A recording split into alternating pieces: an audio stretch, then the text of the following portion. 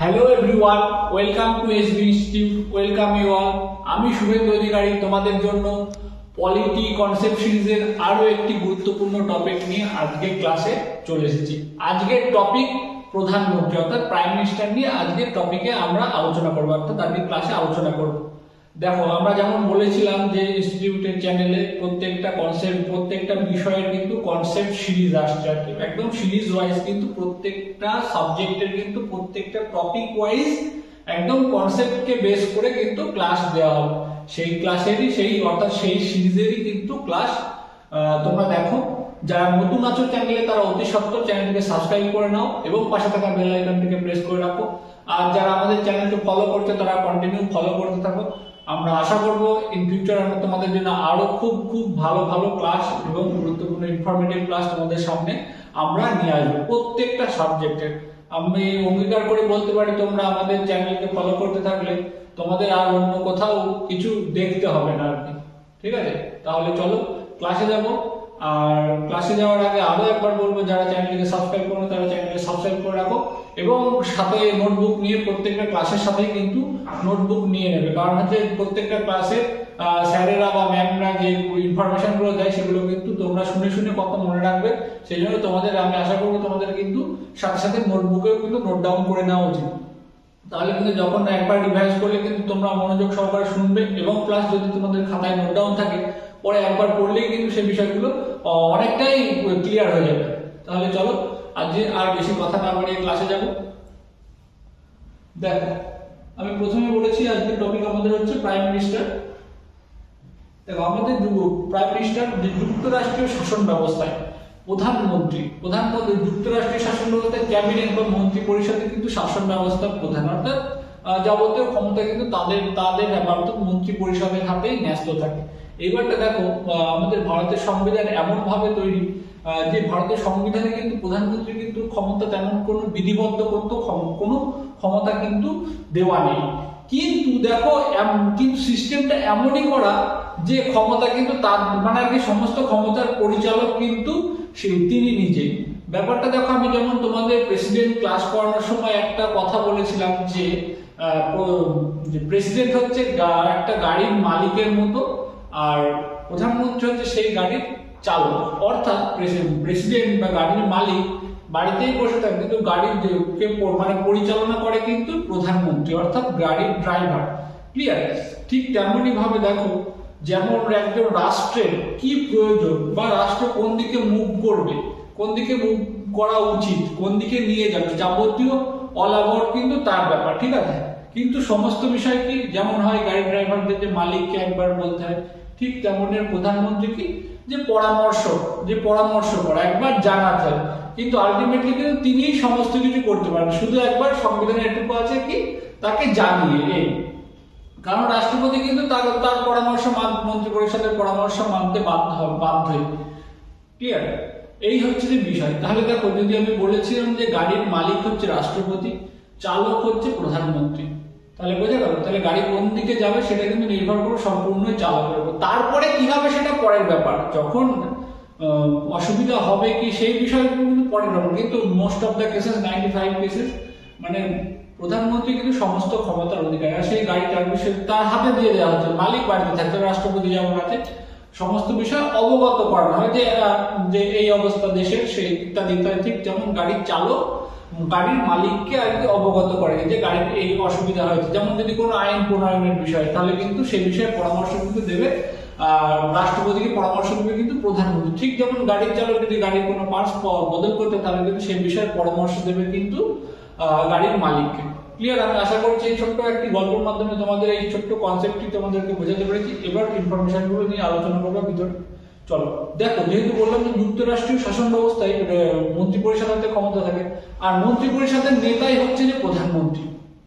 মন্ত্রী পরিষদের নেতৃত্ব দেন প্রধানমন্ত্রী। তাহলে জায়গাটা ঘুরে গিয়ে আসলে কি প্রধানমন্ত্রী সমস্ত, যেহেতু প্রধানমন্ত্রী মন্ত্রী পরিষদের কিন্তু সমস্ত কিছু মেনে চলতে হবে, মন্ত্রী পরিষদের মতামত রাষ্ট্রপতিকে মেনে চলতে হবে।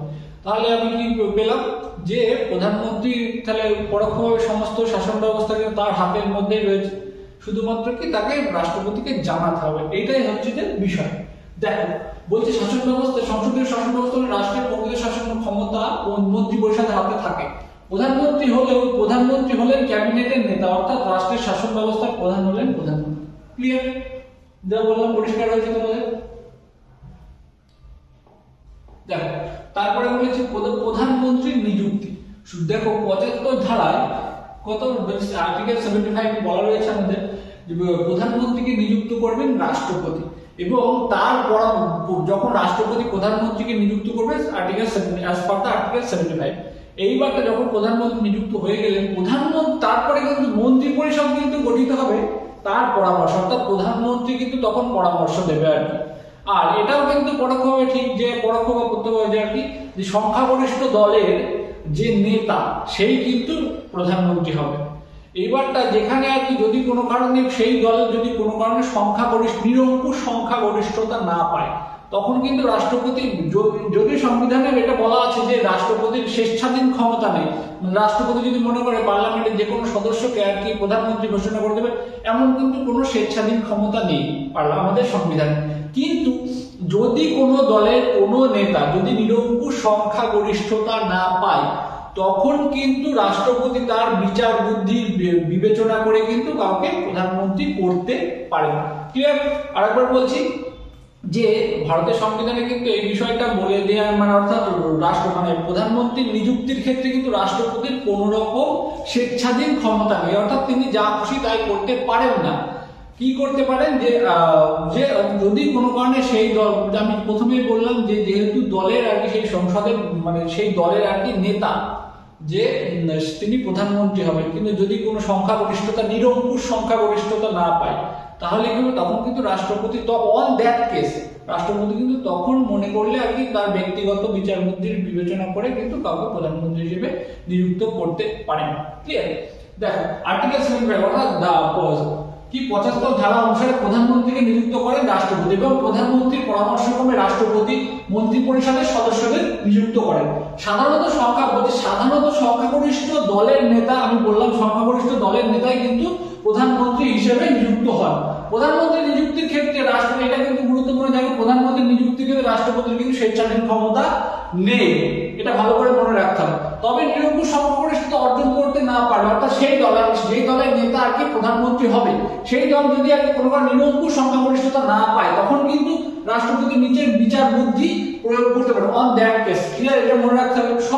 রাষ্ট্রপতি প্রধানমন্ত্রী শপথ গ্রহণ করেন কে? রাষ্ট্রপতি। ক্লিয়ার?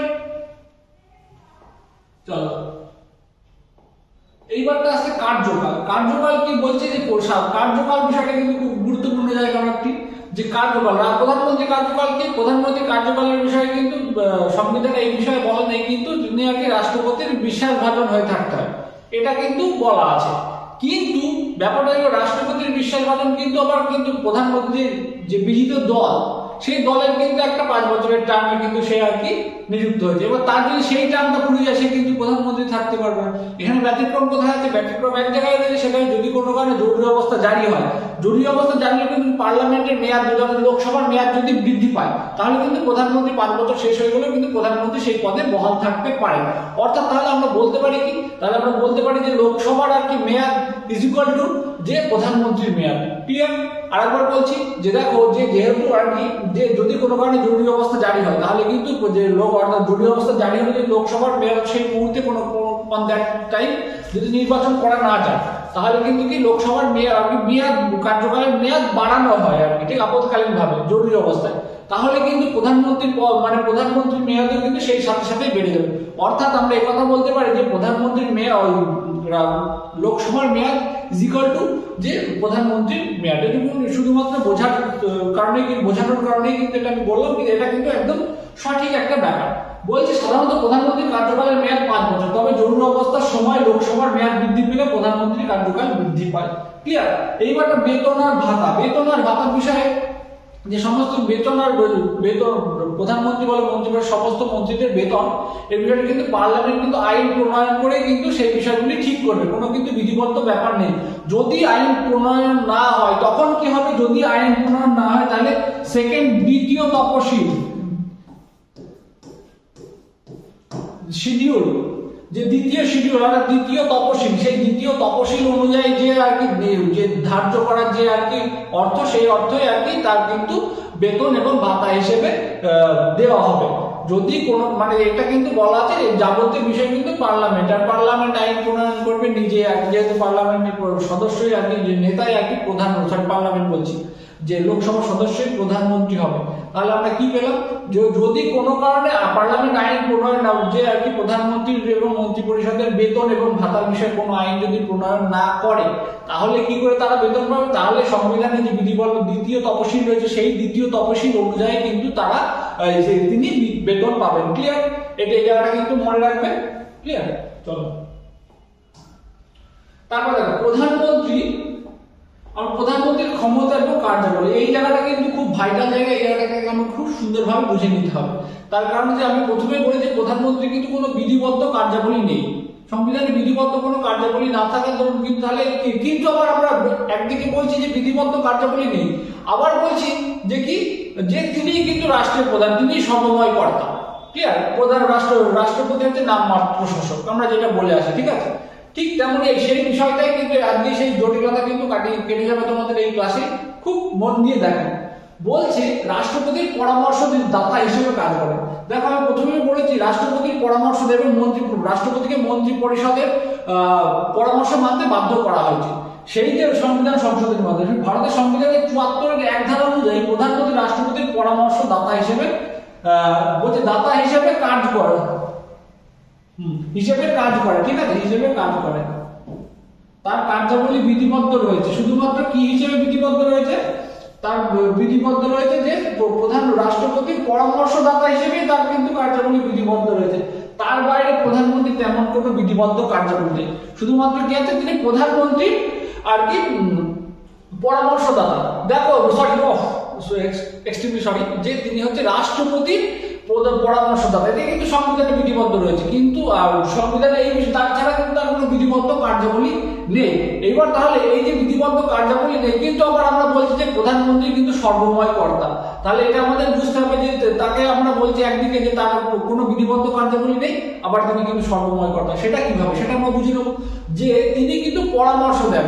আবার সংবিধানে কিন্তু এটা বলা আছে যে তিনি যে প্রধানমন্ত্রী রাষ্ট্রপতিকে পরামর্শ দেন, আবার সংবিধানে এটা বলে যায় যে মন্ত্রী পরিষদের মানে মতামত বা পরামর্শ কিন্তু রাষ্ট্রপতি মানতে বাধ্য। তাহলে দেখো তিনি যা পরামর্শ দেবেন রাষ্ট্রপতি কিন্তু সেটাই করতে আর কি বাধ্য, প্রত্যক্ষভাবে বা পরোক্ষভাবে। ক্লিয়ার? তাহলে সেটা পরিষ্কার হয়ে গেল। তারপরে বলছি রাষ্ট্রপতি এবং মন্ত্রী পরিষদের যোগসূত্র। রাষ্ট্রপতি আর মন্ত্রী পরিষদ এবং রাষ্ট্রপতির মধ্যে যোগসূত্র স্থাপন করে প্রধানমন্ত্রী। ঠিক যেমন কেন্দ্র সরকার এবং রাজ্য সরকারের ভিতরে যোগসূত্র স্থাপন করেন রাজ্যপাল। ক্লিয়ার? এই হচ্ছে যে বিষয়। তেমন আর কি রাষ্ট্রপতি আর প্রধান যে ক্যাবিনেট আর কি এই যে ভিতরকার যে যোগসূত্র সেই বিষয়টা কিন্তু এই যে গুরুদায়িত্ব পালন করেন কিন্তু প্রধানমন্ত্রী, যেহেতু তিনি মন্ত্রী পরিষদের নেতা বা তিনি কক্ষের নেতা। এটা আমি প্রথমেই বলেছি যে সেই কক্ষের আর কি সংখ্যাগরিষ্ঠ দলের নেতাই কিন্তু প্রধানমন্ত্রী হিসেবে নিযুক্ত হন। ঠিক আছে? সেই জন্য কিন্তু তাহলে কি হচ্ছে, তাহলে মন্ত্রী পরিষদ এবং রাষ্ট্রপতির মধ্যে যোগসূত্র স্থাপনের কাজটিও করছে কিন্তু প্রধানমন্ত্রী। ক্লিয়ার? দেখো তারপরে আমরা দেখবো এই বলছি মন্ত্রিসভার গঠন। এবার প্রধানমন্ত্রীর আরো বিস্তৃত কার্যাবলীর বিষয়ে যেহেতু আমরা প্রথমে বলেছি বিধিবদ্ধ কার্যাবলী কিন্তু তিনি সমময় কর্তা। বারবার এই কথাটা বলছি এই কারণে তোমাদের কিন্তু বিষয়টাকে মাথায় রেখেই কিন্তু পড়তে হবে। দেখো প্রত্যেকটা বিষয়ে কিন্তু বিধিবদ্ধ এটা আছে তিনি পরামর্শদাতা হিসেবে। দেখবে তুমি প্রধানমন্ত্রীর কার্যক্রমে তুমি যেখান থেকেই পড়ো না কেন বা যেখান থেকেই জানো বা যেখান থেকেই দেখো না কেন বা যার থেকেই শোনো না কেন, দেখবে প্রধানমন্ত্রীর কিন্তু কার্যকরী বিধিবদ্ধ আছে কিভাবে, তিনি পরামর্শদাতা রাষ্ট্রপতির। কিন্তু ঠিক আছে, রাষ্ট্রপতি কিন্তু আবার মন্ত্রী পরিষদ বা প্রধানমন্ত্রীর আর পরামর্শ মানতে তিনি বাধ্য। তাহলে কিন্তু আলটিমেটলি আমাদের কি দাঁড়াচ্ছে, প্রধানমন্ত্রী যা তিনি যেটা করতে চাইছেন সেটা কিন্তু পরোক্ষভাবে রাষ্ট্রপতিকে দিয়েই করাচ্ছেন। ক্লিয়ার? দেখো এইবারটা বলছে মন্ত্রিসভার গঠন, সমস্ত দপ্তরের বন্টন। ঠিক আছে? সে কোন দপ্তরে কি হবে না হবে যাবতীয় বিষয়, এছাড়া যে কোনো মন্ত্রীর অপসারণের ক্ষমতা প্রধানমন্ত্রী রয়েছে। দেখো কিন্তু একটা বিষয় রয়েছে যে রাষ্ট্রপতিকে জানিয়ে, মানে রাষ্ট্রপতিকে একবার অর্থাৎ রাষ্ট্রপতির অপসারণ করে দেবেন রাষ্ট্রপতি হবে। ঠিক আছে? কিন্তু রাষ্ট্রপতিকে একবার তিনি যদি এই বিষয়ে জানিয়ে দেন তাহলে কি হবে, যে যাবতীয় যে কোনো মন্ত্রীকে কিন্তু অপসারণ করে দিতে পারে। তারপরে বলছে মন্ত্রীদের কার্যাবলী নিয়ন্ত্রণ এবং সমন্বয় সাধনের লক্ষ্য রাখবে। মন্ত্রীদের কার্যাবলী, যে মন্ত্রী পরিষদের যে মন্ত্রী রয়েছে তাদের কার্যাবলীকে কিন্তু নিয়ন্ত্রণ করা কিন্তু প্রধানমন্ত্রীর একটা কাজ। ক্লিয়ার? এবার এবং তাদের ভিতরে সমন্বয় সাধন করা। এইবারটা বলছে মন্ত্রিসভার অধিবেশনে সভাপতিত্ব করা। মন্ত্রিসভার অধিবেশনে সভাপতিত্ব করা কার কাজ? সেটা হচ্ছে যে রাষ্ট্রপতির কাজ।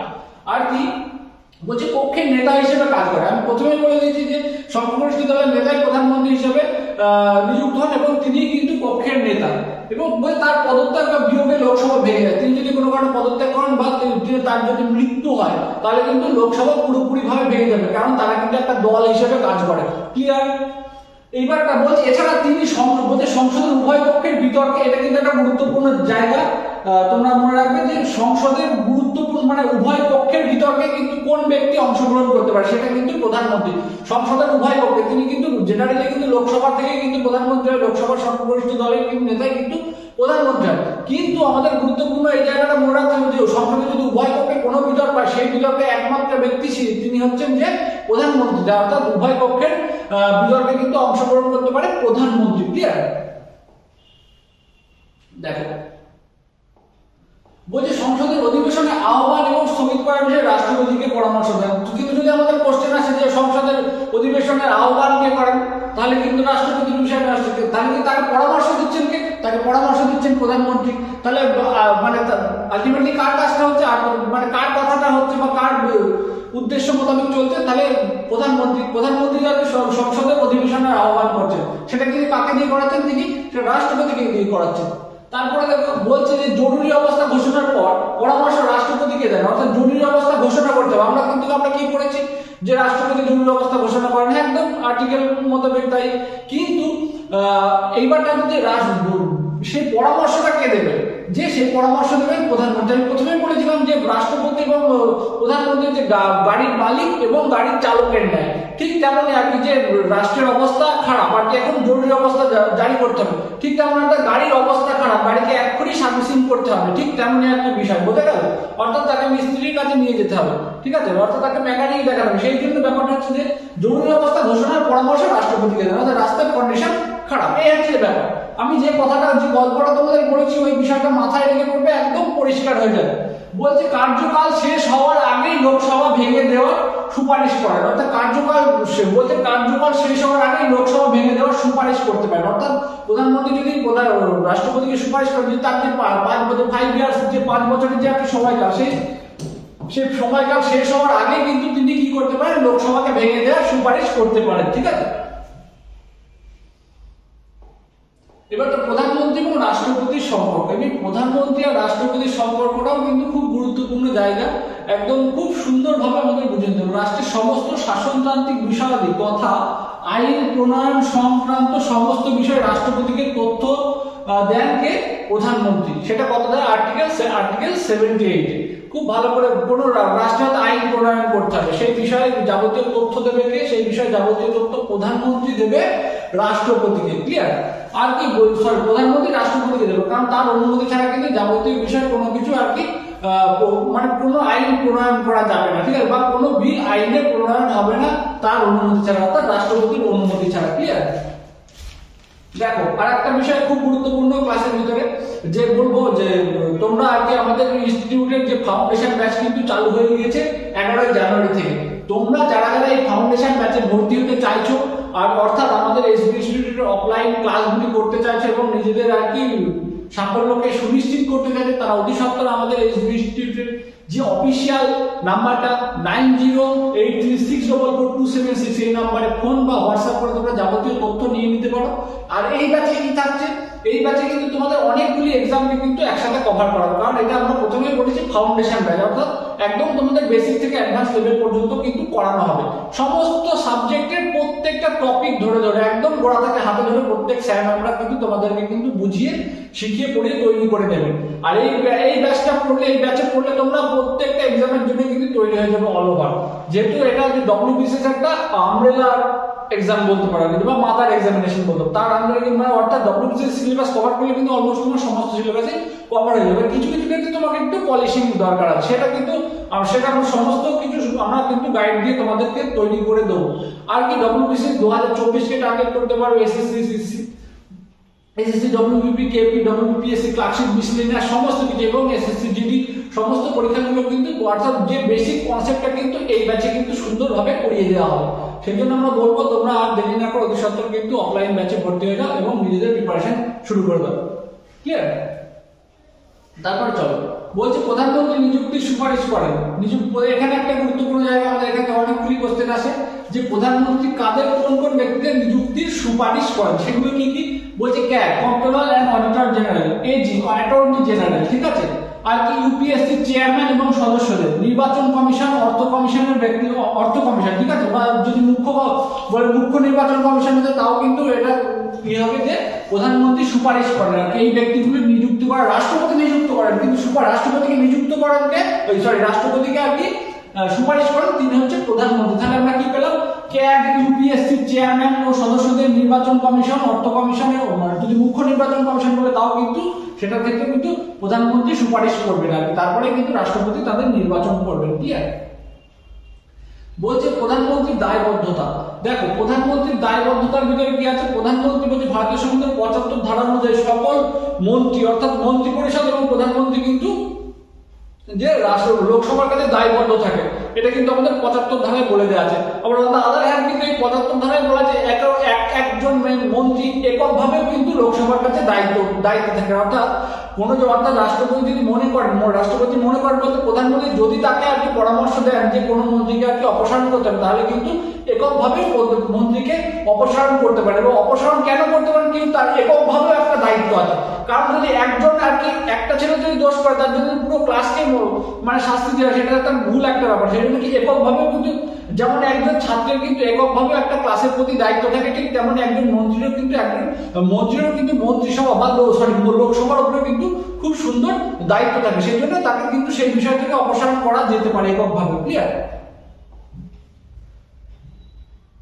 এইবারটা দেখো আর একটা ছোট্ট একটা জায়গা, সেটা হচ্ছে ক্যাবিনেটের মন্ত্রীদের শ্রেণী বিভাগ।